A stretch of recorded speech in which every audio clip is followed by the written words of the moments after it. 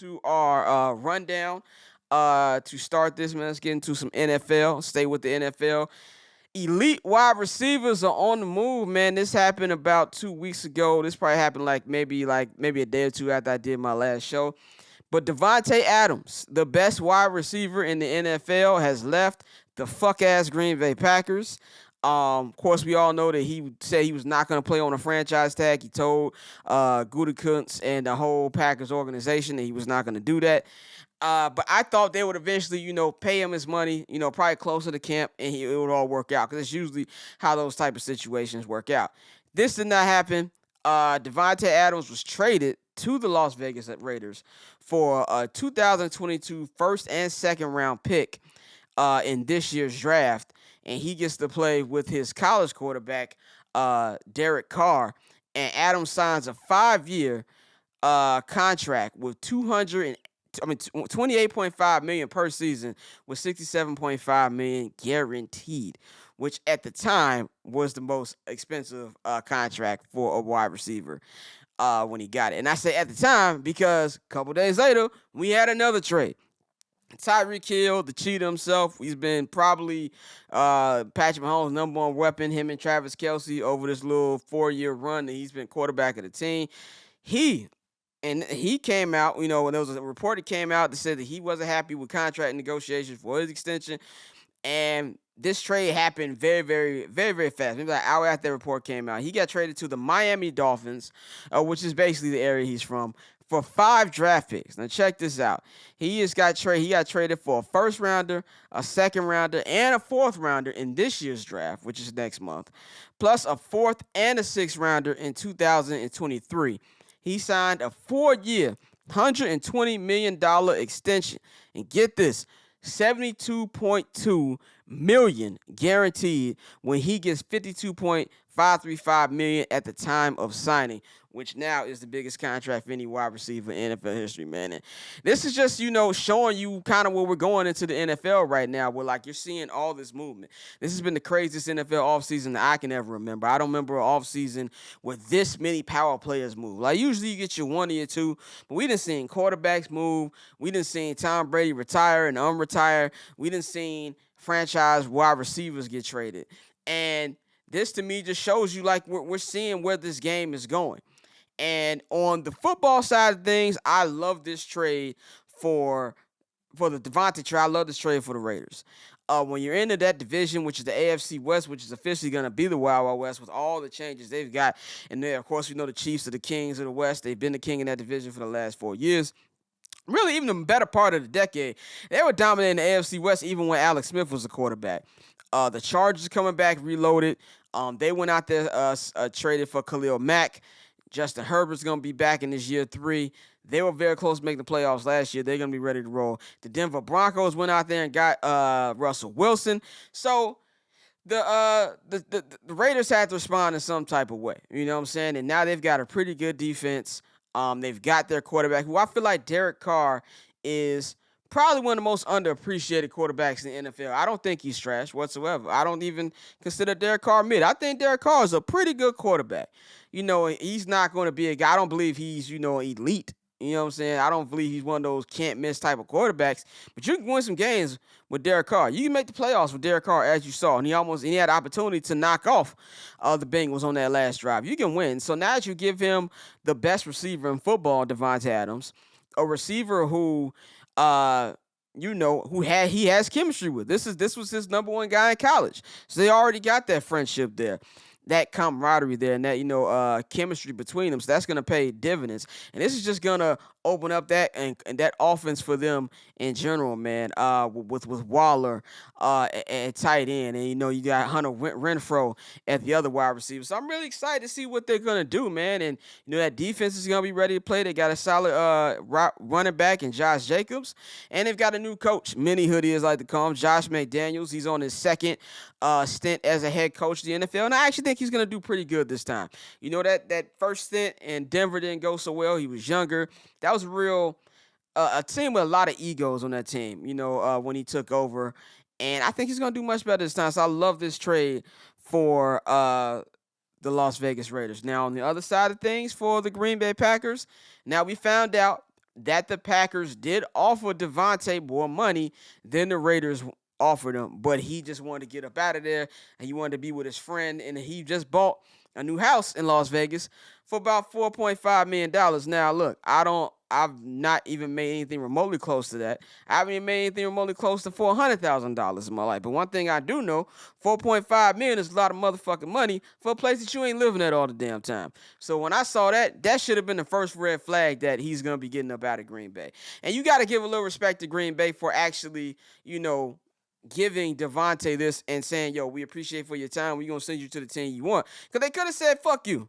They could have said, fuck you, we're gonna tag you, and you're going to play any damn way, and if you don't, we're going to fine you. So they could have did that. Now, from the football perspective, I don't know what the hell Aaron Rodgers is going to do. Now, I know anytime I talk about Aaron Rodgers or Green Bay, people think I'm automatically hating, which is fine because 95% of the time I am. But today we're in that 5% where I can be rational and talk about the football and take my hate away for Aaron Rodgers and that god-awful organization to the side. On the football perspective, as great as Aaron Rodgers is, who the fuck is he throwing to? Not only did he lose Devontae Adams, he lost Marquez Valdes-Scantling. That's another guy who's one of his top guys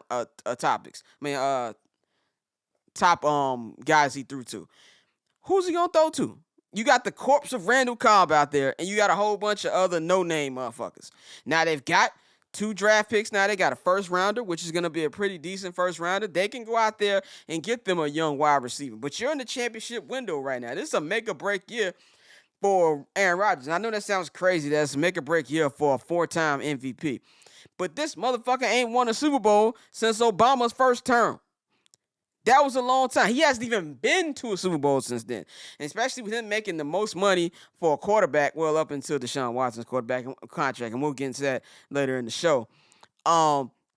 He's got to do something. So this is a team that was stacked the last couple of years with Devontae, had a solid running game with Aaron Jones, and the defense has been good. They've lost a lot of people on that defense this year also because of cap casualties. What are they going to do to be able to win? Because the NFC, you got to deal with the Rams. They're the defending champions, and they're reloaded. And they got Aaron Donald's coming back. They just signed Allen Robinson, who I feel like, as he doesn't have to be the number 1 receiver there, he's probably going to be the 3rd target if Odell comes back, and he's going to thrive in that role. They're talking to Bobby Wagner. They got the whole team back. They're going to be a threat to repeat. And, of course, you got the Grim Reaper himself, Mr. Thomas Edward Patrick Brady Jr. He's going to be trying to get his 8th championship, and that's going to be another thing that they're going to have to deal with. I don't know how they're going to bounce back from this, because even if you get a rookie wide receiver, it's very rare that you get the Jamar Chases or, the T. Higgins or even the Randy Mosses, where they show impact right away. They're going to be expecting a lot when this team's trying to win a championship.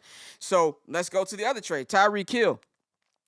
I take this from the Tyreek Hill thing. He's like, look, I got me a championship. I'm like a 5-time Pro Bowler. I just want to go to Miami, get paid, and be in good fucking weather. I'm not mad at that. That's the American dream, to get paid and do what the fuck you want. And from Miami's perspective, I get it. I think it's a lot. I think it's a lot that they gave up for a fucking wide receiver. Anytime you give up 5 draft picks for anybody that's not a quarterback, it's a little bit too much. It's a little bit of overpay, but I understand it because you're also trying to sell tickets. There's really nothing really going on with the Miami Dolphins right now. Of course, you got Tua Tagovailoa in my Ross voice. I know I fucked his name up. Who's going to be coming back for another season and really make a break season for him. We don't know what type of quarterback he's going to be. And, of course, the whole Brian Flores scandal situation, they're trying to get back in good graces. Now, whether you're getting back in good graces with somebody who's an abuser is a discussion for another day. But as far as selling tickets, this is a good move for them. Now, I do think from a stat perspective, Tyreek Hill's going to be upset when he realizes that this is the Patrick Mahomes throwing me no more. And this is no disrespect to Tyreek Hill. I think he's a great wide receiver. I think he's a top 5 wide receiver in this league. But I do think he's going to miss Patrick Mahomes a hell of a lot more than Patrick Mahomes is going to miss him. When the first deep ball that Tua tries to attempt to throw them, and I say attempt because Tua can't throw past 10 yards, is going to be hilarious. But I'm never mad at anybody getting their money. Shout out to them. Now, as far as the Chiefs, yes, it's going to suck to not have Tyreek Hill. But you still got Travis Kelce. You still got Patrick Mahomes. And that's going to help out. But you got 5 draft picks. 5 draft picks. You got 3 picks in this year's draft alone. That's a lot for you to go out there and build around this offense and add more things for Patrick Mahomes. So I love that deal. Even though you're giving up a big weapon, anytime I can get 5 draft picks for a wide receiver, I don't care who the hell it is. You can bring Jerry Rice in his prime, and you can tell me I give you 5 draft picks. I gotta really sit and think about it. I might do that move, especially for a guy like Tyreek Hill. I think that was a highway robbery, damn near. So I love this deal for the Chiefs in the grand scheme of things. And it's gonna suck to not have that weapon in Tyreek Hill, but when you still got Travis Kelce and your quarterback is Patrick Mahomes, I think ultimately that you will be fine. So let's go into our next topic, which kind of is associated with what we're talking about right now, with the biggest offseason we've seen in NFL history, is the NFL has really officially become a 365 24/7 league. And this is something that the NBA has thrived on over the last decade. I remember a time where I had to get my NBA off-season news from watching SportsCenter or ESPN News back in the day, like in 04, 05, 06. We had to hope when you see Tim Legler or, Stephen A. before First Take come on and talk about what's going on and with all these free agent signings. But when you had LeBron James and Dwayne Wade and Chris Bosh go to Miami 11 years ago, actually 12 years ago now, which is time be fucking flying. 12 years ago now, that changed the sport and made the NBA an everyday league to the point where the NBA offseason is more interesting than the damn season is now. And the biggest thing that, leagues like the NBA or the MLB did not want is for the NFL to get bigger. The NFL is already the biggest league in America. It's America's new pastime. Baseball is not the pastime of America anymore. It is the NFL. So now it's become a 365 league, and that just makes it worse for everybody else because we've seen it multiple times over this offseason where we got a big NBA debate going on, or whether it's something going on in baseball, the lockout, or even March Madness. Everything will be centered on that league and that what's going on, and then a big NFL news drops, and it takes over all the headlines. And I think that's a great thing for the NFL, and it's a good thing for fans, especially fans like me, where this is usually the cold season of the year. I'm fiending for NFL type of news. And we getting everything. It's like you get the Super Bowl, you get the playoffs, you get the Super Bowl, and then bam, free agency. Bam, draft. We in the draft part right now. After draft, bam, OTAs. After OTAs, we like a month away, and here comes fucking training camp. And then we all the way back to start the season again. So I think this is great. And I won't say this is going to get to the player empowerment level that we are in the NFL because the NBA players still have a little bit more leverage than the NFL does. But for the superstars, this changed the game. This Devontae Adams and these Tyreek Hill contracts, they changed the game. All these quarterbacks forcing their way out of situation changes the game. That Deshaun Watson contract has changed the fuck out of the game. Now, we can sit up here and debate about whether or not Deshaun Watson deserves that money because of the 22 civil cases that are still pending, by the way. And he said he does not want to settle. He wants to prove his innocence, and he will be dealt with by the NFL. Roger Goodell says they're still debating his punishment. There's still a chance that he could end up on the commissioner's exempt list. And we'll get into the nastiness of that press conference in a moment. But from a football perspective, this contract changes the game. $230 million, 5 years, all of it guaranteed. 100% guaranteed for a guy who really hasn't played in 2 seasons. And on the football side of it, we're just going strictly off football. Deshaun Watson is going to show up and play on the football field. I don't have any questions about his talent. But if you're any other quarterback, you're looking at this dude and no playoff success he had, been out the game for 2 years, having all this legal drama, you like, oh, if that motherfucker got $230 million guaranteed, I'm getting that shit. What you think Lamar Jackson's thinking right now? I'm the one with an MVP. We just saw the whole fiasco with Kyler Murray over this whole last couple weeks of him, the Instagram gate, and he wants a new contract. It's not a coincidence that Kyler Murray went radio silent after they got their ass kicked in the wild card round by the Rams. Then we hear about this Deshaun Watson contract, and all of a sudden this motherfucker's in the media talking. He's saying, oh, that's what's up. It's because he knows he's about to get his money. For all these quarterbacks who are coming up on their, negotiating part of their rookie deals. Joe Burrow. Imagine what Joe Burrow thinks looking at that contract. Oh, I just made the fucking Super Bowl. These guys are gonna get paid. That's why we have a lot of owners out there that are pissed. And let's not get it twisted. They're not angry because a piece of shit like Deshaun Watson got the contract. They're angry because the leverage is switching to these quarterbacks, and they're going to have to pay these quarterbacks to stay there. Even if you look at some of these younger quarterbacks, guys like the Trevor Lawrences, guys like the Zach Wilsons or the Justin Fields. Yes, we don't know exactly what they are yet, but if they have a big breakout year this year, they're going to be like, what's that contract looking like? And so that's going to change the game. We're going to start to see, none of these quarterbacks even going to look at a contract unless it's fully guaranteed. And that's going to fuck everything up. Well, I mean fuck everything up. I mean for these teams. As a fan, I really don't care. It's not my fucking money. I don't care. Y'all are billionaires any damn way. You fucking got it.